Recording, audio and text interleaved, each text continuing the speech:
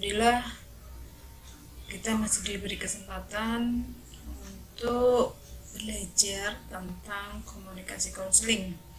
Bagaimana kabar kalian? Semoga kalian sehat selalu dan selalu dalam lindungan Allah Subhanahu wa taala. Amin amin ya rabbal alamin. Pada pembelajaran komunikasi keperawatan ini, kita akan membahas tentang komunikasi konseling dengan pasien lanjut usia. Jadi, minta tolong ini nanti dipahami, karena di dalam komunikasi konseling dengan pasien lanjut usia ini nanti perlu adanya trik-trik khusus dalam melakukan komunikasi, dan ini nanti sangat bermanfaat sekali. Jangan lupa untuk like, subscribe, dan tekan tombol lonceng supaya nanti kalau ada video pembelajaran kalian akan ada notifikasi atau pemberitahuan sehingga kalian bisa langsung menyaksikannya. Dan juga jangan lupa share video ini, semoga materi ini bermanfaat untuk kalian dan teman-teman kalian. Sebagai pengantar ya, bahwa komunikasi yang baik ini akan sangat membantu dalam keterbatasan kapasitas fungsional, sosial, ekonomi, perilaku emosi yang labil pada pasien lanjut usia. Dan komunikasi efektif ini dapat mengikutsertakan partisipasi pasien dalam pengambil keputusan sehingga membantu proses mengingat, berpengaruh terhadap ketaatan dan kepuasan, serta berpengaruh terhadap emosional bahkan fisik pasien lanjut usia. Karena perlu diingat di sini pada pasien lanjut usia terjadi beberapa penurunan secara degeneratif sehingga kita harus menyadarinya bahwa itu terjadi pada pasien lanjut usia, tinggal kita mengarahkannya di dalam berkomunikasi. Ada beberapa faktor yang dapat mempengaruhi komunikasi pada pasien lanjut usia, yaitu komunikasi pada lanjut usia ini dapat menjadi lebih sulit akibat dari gangguan sensori yang terkait usia dan penurunan memori. Kemudian selain karena penurunan memori ya, kita harus menyadarinya bahwa pada lansia itu nanti memorinya juga akan menurun. Mungkin nanti apabila sudah dikasih tahu, tadi sudah dikasih tahu kok lupa lah, karena memang di situ sudah terjadi penurunan fungsi dari lansia itu. Kemudian yang kedua adalah keluarga ya maupun medis ini kadang melupakan atau tidak memperhatikan berbagai hambatan yang ada untuk tercapainya komunikasi yang efektif pada pasien lanjut usia sehingga memunculkan interpretasi yang keliru.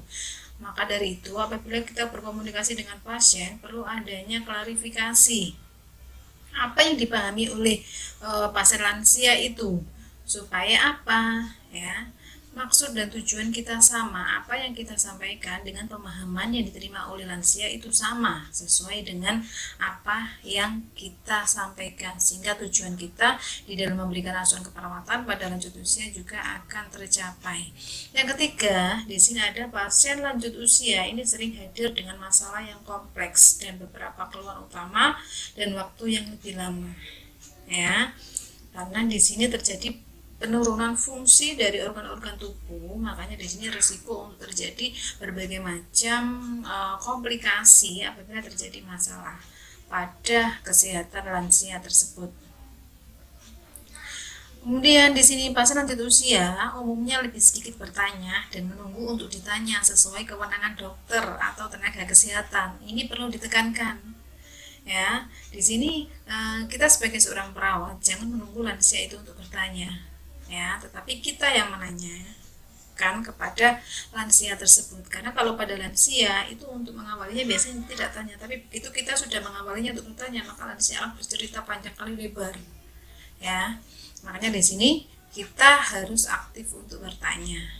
Kemudian ageisme ini lazim dijumpai pada perawatan kesehatan dan secara tidak sengaja berperan terhadap buruknya komunikasi dengan pasien lanjut usia. Pada pasien lanjut usia itu egoisnya tinggi. Perlu diingat bahwa pada lansia itu bisa dikatakan kembali lagi seperti anak-anak. Ya. Ada teknik umum untuk berkomunikasi dengan pasien lanjut usia. Yang pertama adalah menunjukkan hormat dan keprihatinan, apalagi kita di negara Indonesia, apalagi kita di Jawa, ya. Rasa hormatnya, istilahnya apa, ngajeni, ya, ngajeni kepada lansia, ya, menghormati, ya, itu harus kita munculkan dengan komunikasi baik verbal maupun non verbal. Kalau dengan komunikasi verbal biasanya kita menggunakan, kalau seandainya ada di Jawa, kita menggunakan bahasa Jawa yang halus, ya, kromo halus, kromo inggil. Kalau komunikasi non verbal kita tunjukkan dengan ekspresi, dengan kita merunduk, ya, dengan ekspresi kita itu nanti akan memunculkan, ya, bahwa kita menghormati dari lansia itu, ya. Karena di sini akan sangat berpengaruh terhadap komunikasi itu, ya. Kalau sudah menerima, maka lansia akan bercerita apapun yang dirasakan, apapun, ya, yang dialami oleh lansia tersebut. Kemudian yang kedua, memastikan bahwa pasien itu, ya, apa yang kita sampaikan itu dapat didengar dan dipahami. Ya, ini mungkin kita berkomunikasi pada saat awal-awal, kita pastikan bahwa lansia itu bisa mendengar kita, ya.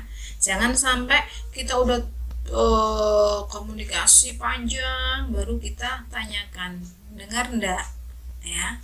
Enggak dengar lah, sama saja nanti, ya, percuma. Makanya di awal-awal kita ngobrol, kita tanya namanya, jawab apa enggak, tanya usianya, jawab apa enggak. Kalau jawab berarti dia mendengarnya, ya. Kemudian di akhir, ya, perlu diklarifikasi lagi apakah apa yang kita sampaikan itu dapat dipahami oleh lansia apa tidak, sama enggak dengan apa yang kita sampaikan pemahamannya. Kemudian menghindari ageisme, kemudian mengenal kultur dan budaya, perlu adanya dari alamat, ini dari mana. Selain itu dari fisik itu juga kita akan tahu, ya, karena nanti akan berpengaruh terhadap bahasa yang digunakan.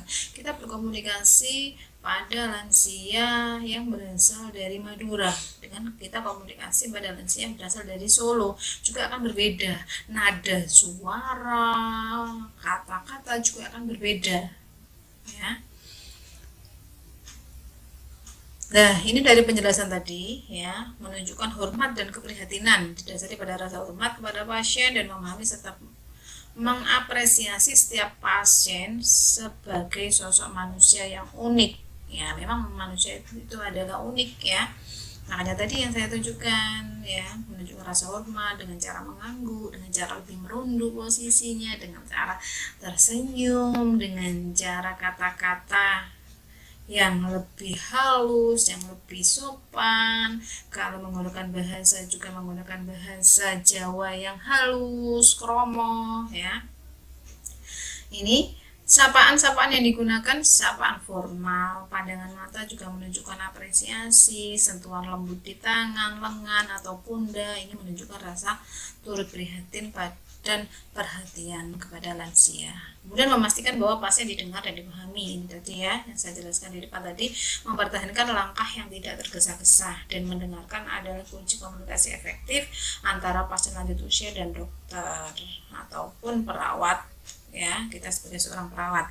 Makanya di sini secara komunikasi non verbal jangan sampai di sini kita menunjukkan rasa tergesa-gesa, ya, karena biasanya kalau lansia itu dia akan melihat komunikasi secara non verbalnya. Kalau melihat dari ekspresinya kok udah nggak suka dengan kita, dia akan sudah malas untuk berkomunikasi. Melihat kok kayaknya tergesa-gesa, kayaknya kok capek, ya, itu nanti akan memunculkan, ya.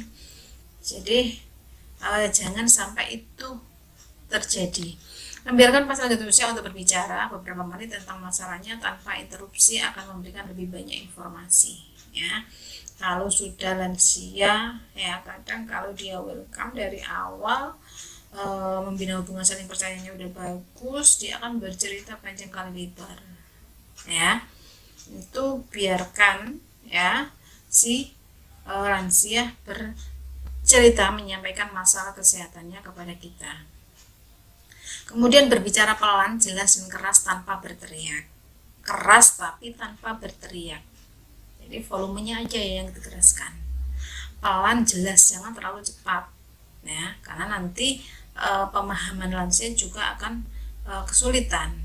Kemudian menggunakan bahasa dan kalimat yang singkat dan sederhana, karena pasien lanjut usia ini umumnya lebih sedikit bertanya dan menunggu untuk ditanya, tadi sudah saya sampaikan. Untuk menghindarkan ageisme, kenali pasien lanjut usia sebagai satu pribadi dengan riwayat dan penyelesaian yang jelas, dan pendekatan ini akan memungkinkan Anda untuk menemui setiap pasien lanjut usia sebagai individu yang unik dengan pengalaman seumur hidup yang berharga, bukan orang tua yang tidak produktif dan lemah. Kemudian mengenal kultur budaya ya, kita harus mengetahui latar belakang kultur budaya pasien karena akan mempengaruhi persepsi pasien terhadap baik dan berkualitasnya pelayanan kesehatan yang diberikan oleh tenaga kesehatan. Kemudian strategi umum tambahan untuk memperbaiki komunikasi pada lansia.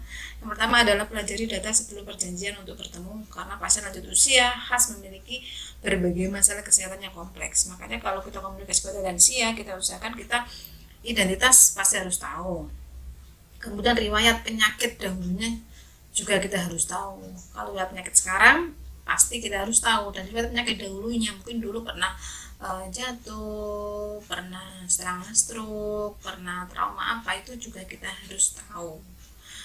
Kemudian ya, di sini meminta pasien menceritakan keluhannya hanya sekali, yaitu tidak bercerita dulu kepada perawat atau asisten, kemudian baru kepada Anda, untuk meminimalkan frustasi dan kelelahan. Jadi usahakan kalau lansia baru datang ya, sudah bercerita, sudah didokumentasikan ya, itu jangan setiap perawat datang disuruh lansia untuk menceritakan masalah kesehatannya, karena nanti kasihan di situ, tadi udah ditanyain kok ditanya lagi, kasihan lansianya juga akan pelan harus menceritakan ulang kembali.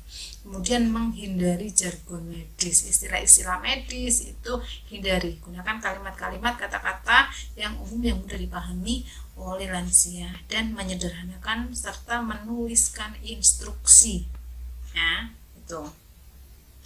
Kemudian menggunakan diagram, model, dan gambar apabila pada pasien-pasien tertentu apabila kesulitan di dalam memahami kalimat-kalimat. Makanya kita berkomunikasi, kadang kita tanyakan, Mbak, si Rai ngeluh lah, sambil kita komunikasi secara nonverbal, kita pegang kepalanya dari kita, Mbak, si Rai kasih ngeluh. Nah, kita komunikasi verbal dan nonverbal juga ya, kita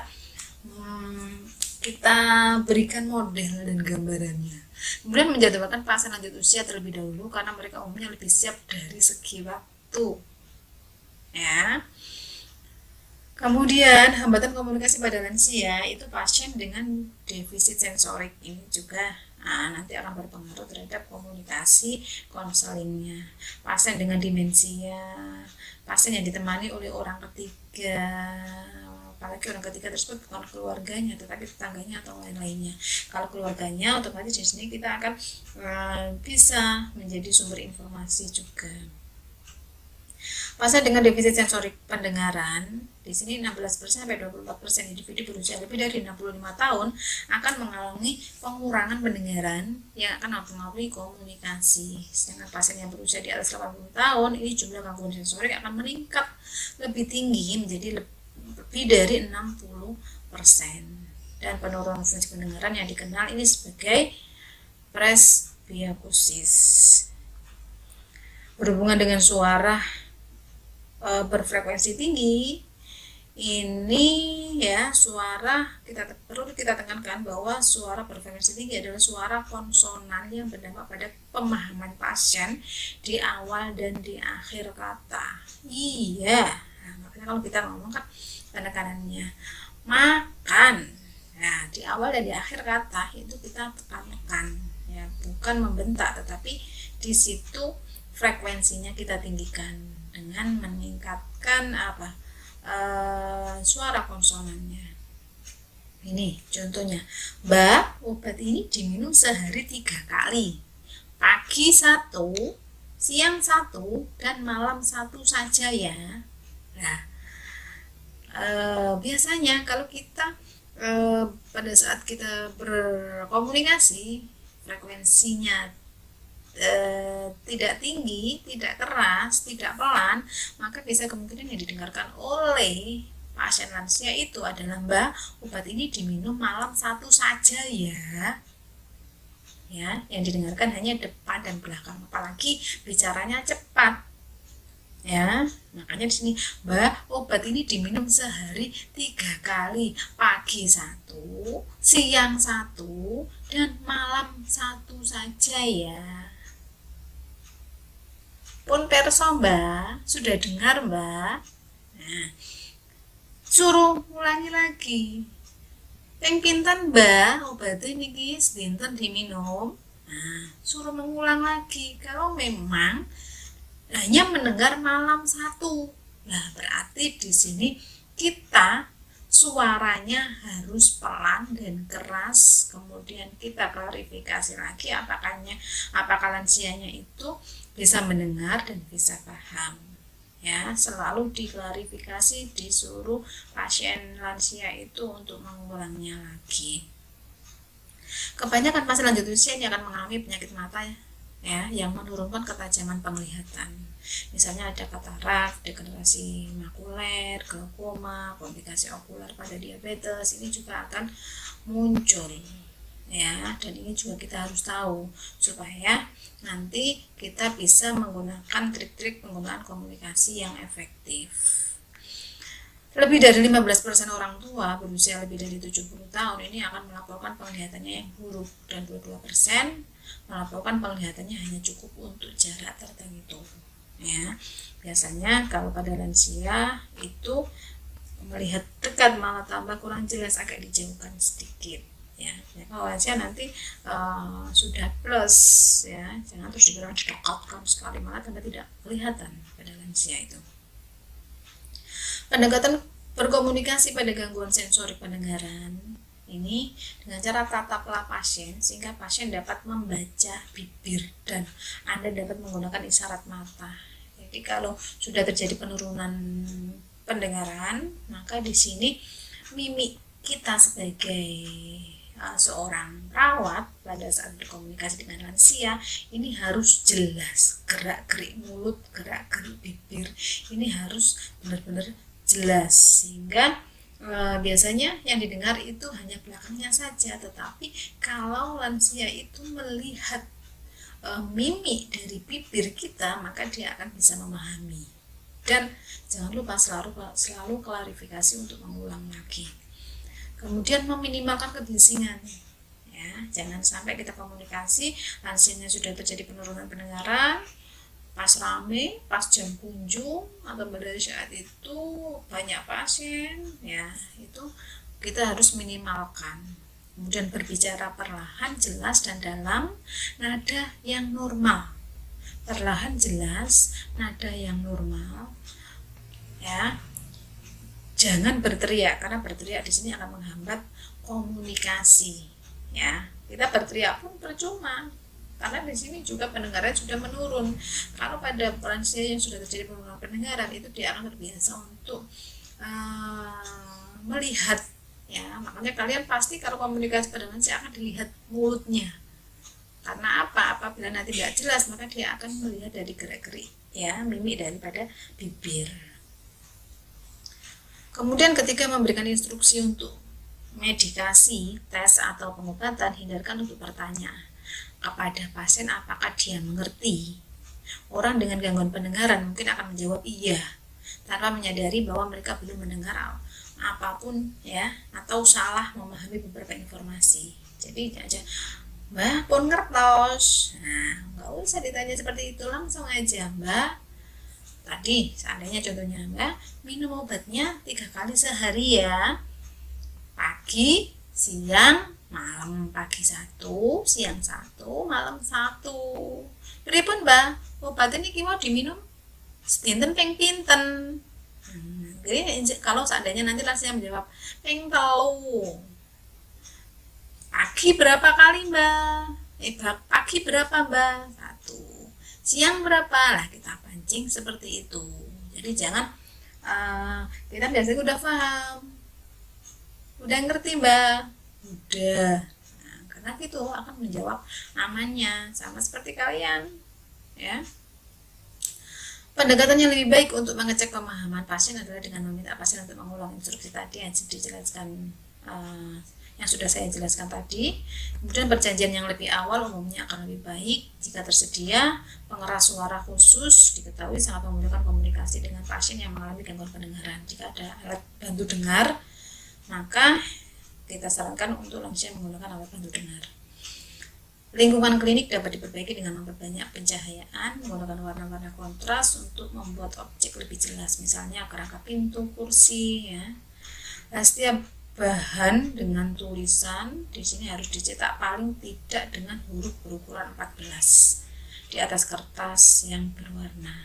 Dan pada pasien lanjut usia ini biasanya meletakkan obatnya dalam satu wadah dan tergantung pada satu warna untuk mengenalinya. Kalau itu saja ya. Banyak obat yang berwarna putih, biru muda, hijau muda yang akan terlihat berwarna abu-abu oleh mata yang telah menua. Jadi pada lansia yang akan jadi penurunan itu jangan menunjukkan, oh ini yang biru mbak, ini diminum pagi, yang ini warna ini ya. Jangan. Jadi kalau memang jenisnya obatnya banyak, tetapi di sini minumnya berbeda, antara pagi sama siang beda, sama malam beda. Nah itu kita berikan edukasi, kita berikan penjelasan kepada keluarganya.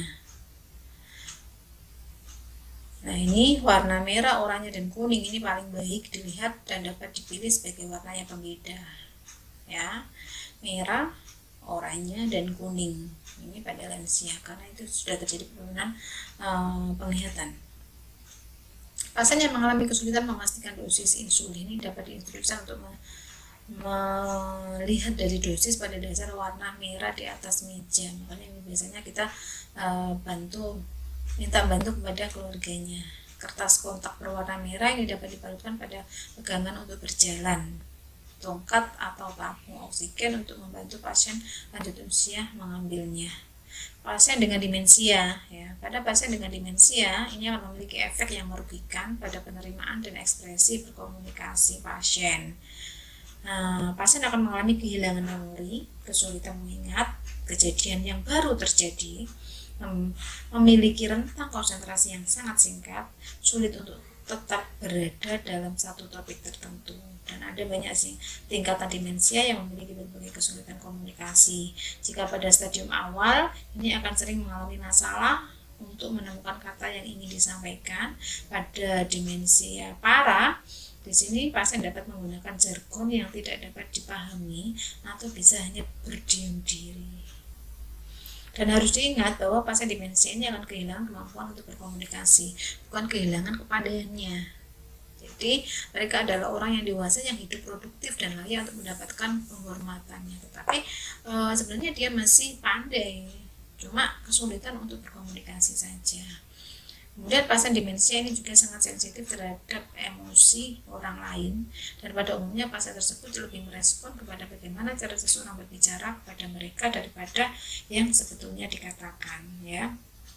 Saya pernah punya dosen, itu beliaunya sudah profesor, usianya sudah lanjut sekali, masih pandai tetapi kemampuan berkomunikasinya sudah menurun. Makanya biasanya beliaunya akan memancing untuk mahasiswanya untuk menceritakan, maka dia nanti kalau salah dia akan bilang salah, kalau betul dia akan bilang betul ya. Biasanya kata-kata yang digunakan biasanya lebih singkat, walaupun dulu pada saat beliaunya masih muda, pada saat mengajar itu mengajarnya penjelasannya panjang, tetapi biasanya kalau sudah lansia itu biasanya kemampuan komunikasinya menurun, akhirnya kata-kata yang digunakan lebih singkat. Tetapi perlu diingat kepandaiannya tidak hilang, dianya masih ada ya. Kemudian teknik tambahan berkomunikasi pada demensia, perkenalkan diri Anda, mengobrol sejenak, ini akan membangkitkan memori dan kilas balik serta mengurangi ketegangan. Isyarat tubuh yang sederhana ini akan dapat membantu. ya, kemudian repetisi di sini akan menyebabkan frustasi. Ketika melakukan pemeriksaan fisik, ini lebih disukai untuk memberikan instruksi satu persatu. Pasien dengan orang ketiga ya atau caregiver, di sini karakteristik utama kunjungan poliklinik geriatri adalah adanya orang ketiga berupa anggota keluarga atau caregiver informal lainnya yang hadir sedikitnya pada sepertiga kunjungan geriatriknya. Caregiver ini akan memudahkan komunikasi antara dokter atau perawat dan pasien serta mempertinggi keterlibatan pasien dalam perawatan mereka sendiri. Nah, di sini penting untuk memperlakukan pasien lanjut usia dalam konteks atau sudut pandang caregivernya agar didapatkan hasil terbaik bagi keduanya. Harus kita ketahui, jangan sampai di sini ada orang ketiganya itu adalah orang yang tidak disukai oleh lansia tersebut. Ya, karena nanti takutnya apa? Dia lansianya tidak nurut, jadi sudah benar kita pesankan pada orang ketiga, tetapi karena dia tidak suka, ya wes tidak nurut akhirnya. Ya, pendekatan berkomunikasi ini pada kunjungan pertama untuk privasi pasien paling baik untuk menemui pasien sendirian dan kemudian meminta izin kepada pasien untuk berbicara dengan caregiver sendirian. Ya, jadi pertama kita komunikasi hanya dengan pasien dulu, kemudian kita komunikasi dengan caregivernya atau dengan orang ketiganya itu. Supaya apa?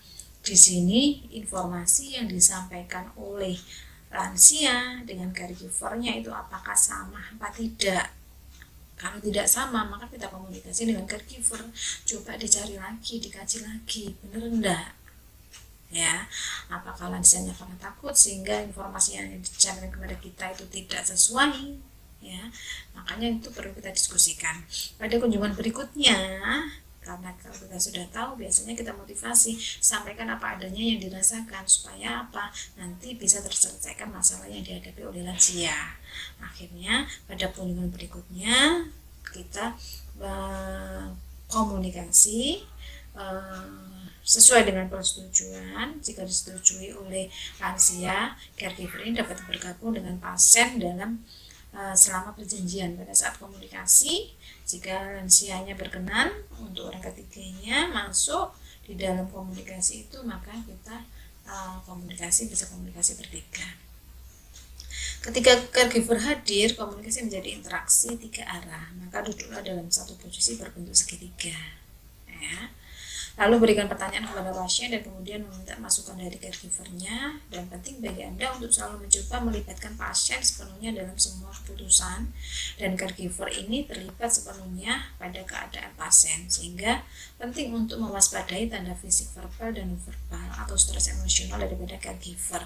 Kalau memang terlalu berat atau tidak paham ya, maka kita klarifikasi pada caregivernya.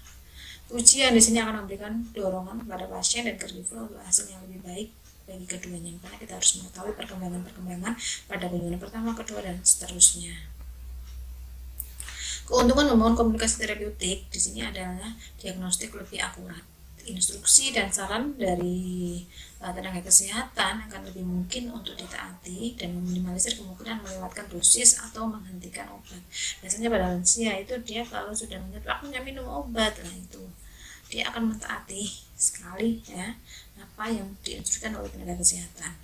Lebih memungkinkan untuk edukasi dalam manajemen mandiri dan penurunan biaya tes diagnosis juga dihubungkan dengan komunikasi yang baik. Tahapan dalam proses konseling ada tahap awal, ada tahap tengah, dan ada tahap akhir. Pada tahap awal konseling, pada lanjut usia ya, di sini ya, tahap awal di sini kita harus PHSP terlebih dahulu ya, bisa membangun kepercayaan, menjalin hubungan saling percaya, menjalin hubungan kerjasama, dan mengenal karakteristik daripada pasien lansia tersebut ya, sehingga kita tahu walaupun pasien dengan penurunan fungsi pendengaran itu antara satu individu dengan individu lain juga berbeda. Ada yang minta suara keras, ada yang nggak keras apa, tetapi dia konsentrasi melihat ya mimik bibir daripada yang diajak bicara.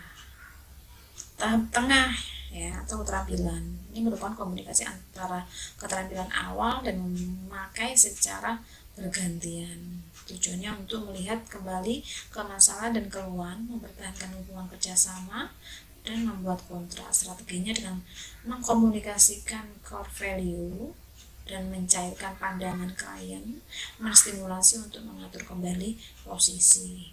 Kemudian yang ketiga, yang terakhir ada tahap akhir.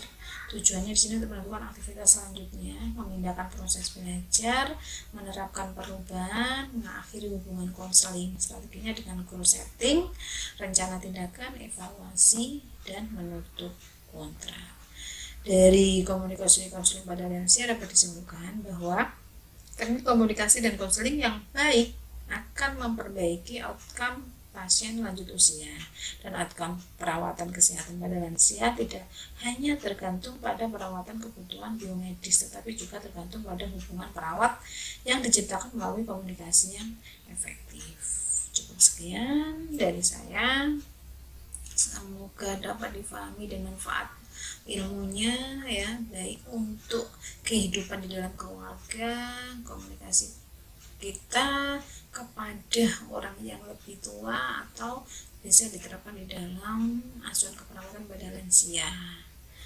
Semoga bermanfaat ya. Akhirul kalam, wassalamualaikum warahmatullahi wabarakatuh. Jangan lupa untuk like, subscribe, dan tekan tombol lonceng serta share kepada teman-teman kalian. Semoga bisa dipahami dan bermanfaat ilmunya.